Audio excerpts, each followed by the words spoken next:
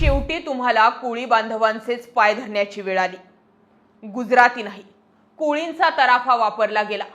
13 तासांनंतर लालबागचा राजा विसर्जित झाला। अहंकार, पैसा नाही, भक्ती जिंकली।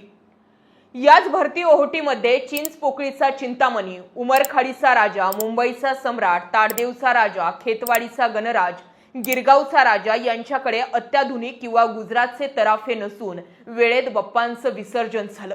पण लालबागच्या राजाचे विसर्जन ग्रहणात आणि अशुभ वेळेत झाल्याचा आरोप होतोय। पण ही वेळ आलीच का?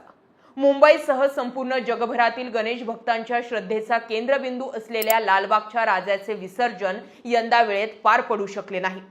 यंदा विसर्जनासाठी स्वयंचलित व हायड्रोलिक यंत्रणेसह खास तराफा तयार करण्यात आला होता, परंतु लालबागच्या राजाची मूर्ती या तराफ्यावर चढूच शकली नाही। शेवटी 13 तासांपासून ताटकळत असलेल्या बाप्पाचं नंतर 4 ते 5 फूट खोल पाण्यामध्ये बाप्पाला स्थिरावण्यात आलं। कोळी बांधवांकडून काढून घेतलेला मान गुजराती कंपनीला दिला। पैसा, अत्याधुनिक यंत्रणा आणि बडे बडे बाता काहीच कामी आलं नाही। शेवटी कोळी बांधवांचा जुना तराफा आणि जुनी कोळी बांधवांनी 13 तासांनंतर लालबागच्या राजाला विसर्जित केलं। मंडळाचे कार्यकर्ते चूक भूल माफ कर अशा याचना करत होते, पण खरंच मंडळाने केलेल्या चुका माफी देण्यायोग्य होत्या का? आणि याबाबत आता कोळी बांधवांनी सुद्धा भाष्य केलंय। त्यांनी लालबागच्या राजा मंडळावरती काही गंभीर आरोप केलेत, ते ऐका।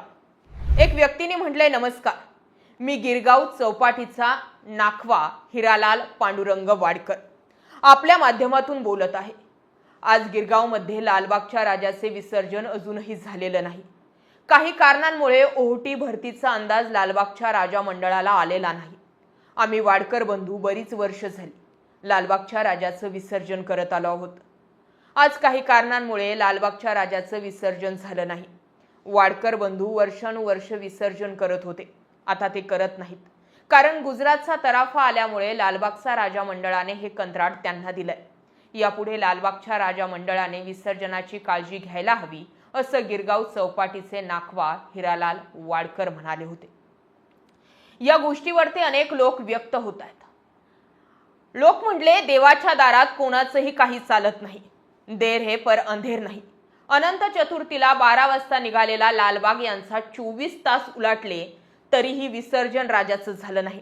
राजाने मंडळाचे सदस्य, पदाधिकारी यांनी केलेल्या अन्यायावर नाराज ते आहेत। एक नाही, बऱ्याच चुका झाल्या या अगोदर सुद्धा आणि या वर्षी सुद्धा झाल्या आहेत, पण या वर्षी झालेल्या चुका क्षमा करण्याच्या लायकीच्याच नाहीत। सर्वात मोठी चूक, देवाच्या दारातच अन्नदात्याला म्हणजे कितीतरी शेतकरी असतील त्यात अन्नदान त्यांना नाकारले गेले, जे अन्नदान सर्वात श्रेष्ठ दान आहे। एक माणूस म्हणून त्या वेळेला त्यांना काय वाटलं असेल याचा खरेच मंडळाला काहीच वाटलं नाही का? काहीच माणुसकी दाखवता आली नाही। कशासाठी केलं हे सर्व? शासनाने परवानगी दिली नाही असं ऐकण्यात आलंय, पण सर्वात मोठा उद्योजक त्या मंडळात आहे, तरी अडचण आलीच का? खरंच ते मराठी बांधव ज्या गोष्टीसाठी आली होती तो विषय बाजूला ठेवा, पण एक दिवस ते सर्वजण न खाता पिता राहिले। खूप वाईट आणि लाजिरवाणं गोष्ट ही, ज्याची 10 दिवस तुम्ही पूजा केली त्याला हे खरंच आवडलं असेल का? तुम्ही स्वतःच याचा विचार करा। जर आम्हाला इथे एवढे वाईट वाटले तर तिथे त्यांच्या आई बहिणींच्या डोळ्यातून पाणी आले नसेल का? तुमच्या दरबारात जीव मुठीत घेऊन मुलीला खांद्यावर घेऊन आलेल्या त्या बापाला विचारा, तुमचे कार्यकर्ते त्यांना धक्का मारून खाली पाडत होते, त्या चिमुरडीला काय वाटलं असेल? त्यांच्या आणि त्या चिमुरडीच्या किती हाय लागले असतील। श्रीमंत किती मिनिटे थांबतात, पण गरीबाला पायावर डोकं आपटून धक्का मारून बाहेर काढलं जातं। बाप्पा हे सर्व भक्तांना झालेले हाल गेली कित्येक वर्ष बघत आहे। आज शेवटी त्याचा अंत झाला। कदाचित म्हणूनच आज तो विसर्जन न होता भक्तांच्या झालेल्या यातना, त्रास याचाच राग डोक्यात घेऊन नाराज होऊन बसलाय का? बाप्पाला काय वाटलं असेल? मराठा आंदोलकांना बघून अन्नछत्र बंद केले, महिलांचा विनयभंग झाला, श्रीमंत भक्तांच्या चरणी लोटांगण झालं आणि सामान्य भक्तांना लाथाबुक्के। या वर्षी जो तराफा आणलाय तो गुजरातवरनं आणलाय। कित्येक वर्ष कोळी बांधव भक्तिभावानं विसर्जन करतात, त्यांना कमीपणा देत गुजरातचा आणलेला अत्याधुनिक तराफा बाप्पा नाकारतोय, म्हणजे गुजरातचा तराफा सुद्धा गणपती बाप्पाला मान्य नाही। ही व्यथा एका भक्ताने त्याच्या फेसबुक पेजवरती मांडली. तुम्हीच सांगा ना, एक व्हिडिओ प्रचंड व्हायरल झाला होता. एक बाप आपल्या मुलीला खांद्यावर घेऊन बाप्पाच्या पायापाशी विलीन करत होता. तिच्या चरणी नतमस्तक होऊन दर्शन घेत होता. अक्षरशः लाथा मारल्या हो. लालबागच्या राजाच्या मंडळाच्या वतीने वर्षानुवर्षे हेच घडत आलंय. या लालबागच्या राजाची प्रथा हा पहिल्यांदा लालबागचा राजा बसवला तो कोळी बांधवांनी. आज त्याच कोळी बांधवांना तुम्ही बाजूला केलं आणि गुजरातचं मॉडेल तिथे आणून मांडलं. आणा ना, तुमच्याकडे पैसा आहे, तुमच्याकडे यंत्रणा आहे, पण खरंच याची गरज होती का हो? तुम्ही सांगता भरती आणि ओहोटीमुळे हे घडलं, पण खरंच हे शक्य आहे का? मग इतर मुंबईमध्ये असलेल्या वेगवेगळ्या मुंबईचा सम्राट असेल, गिडगावचा राजा असेल, वेगवेगळे चिंतामणीचा गणपती असेल, यांचं विसर्जन कसं झालं? तुम्हाला खरंच हा प्रश्न पडला नाही का? जे अनंत अंबानी या लालबागच्या राजाचे ट्रस्टी आहेत, तुम्ही त्यांच्या घरच्या पूजा बघितल्या? मुहूर्त, वेळ, शुभ अशुभ वेळ, सगळ्या पूजा अर्चना त्यांच्या घरात नियमात आणि वेळेत पार पडतात. पण कालचं ग्रहण मोठं होतं.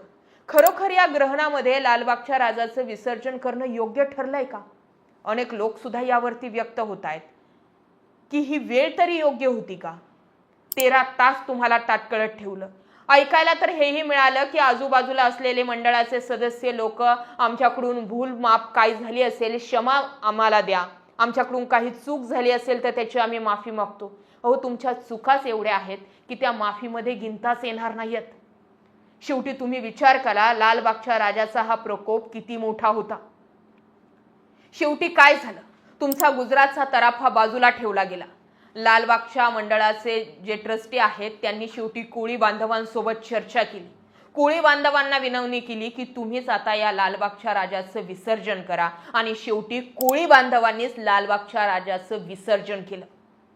हा आजच्या आणि इथून पुढच्या येणाऱ्या पिढीसाठी सुद्धा धडा आहे की तुम्ही कितीही टेक्निकली आणि टेक्नॉलॉजीने पुढे जा, शेवटी त्याच्या समोर तुमचं काहीच चालत नाही. हा व्हिडिओ होता होईल तितक्या लोकांपर्यंत शेअर करा. मराठा बांधव जेवढे लाखोच्या संख्येने आले होते ते विसरून जा कोणत्या जातीचे होते. पण तुम्ही 24 तास सुरू असलेलं अन्नछत्र फक्त या लोकांना तिथे खाता आणि पिता येऊ नये म्हणून बंद ठेवलं असा तुमच्यावर आरोप झाला होता. किती लोकांचा तळतळाट हाय घेतली तुम्ही लोकांच्या गणपतीच्या एका पायावर सुद्धा त्या लोकांना डोकं टेकवून देत नाहीये. लोकांनी सुद्धा या गोष्टीवर विचार केला पाहिजे की जर फक्त श्रीमंतांचाच हा लालबागचा राजा आहे तर तुम्ही सर्वसामान्य लोक तिथे जाऊन तुमची अवहेलना का करून घेता? असो, शेवटी आपण एवढ्या यातना मांडल्या, एवढा आवाज उठवला, मंडळाच्या लोकांनी ऐकलं नाही. शेवटी गणपतीने, लालबागच्या राजानेच त्यांना धडा शिकवला. आता तरी ते ऐकतील आणि पुढच्या वर्षी तरी यात काहीतरी सुधारणा होईल हीच अपेक्षा इतर गणपती भक्त करतायत. तुमचं यावर मत काय? कमेंट सेक्शनला जरूर व्यक्त व्हा. अशाच माहितीपूर्ण व्हिडिओसाठी आपलं चॅनल आवर्जून सबस्क्राईब करा. जय महाराष्ट्र.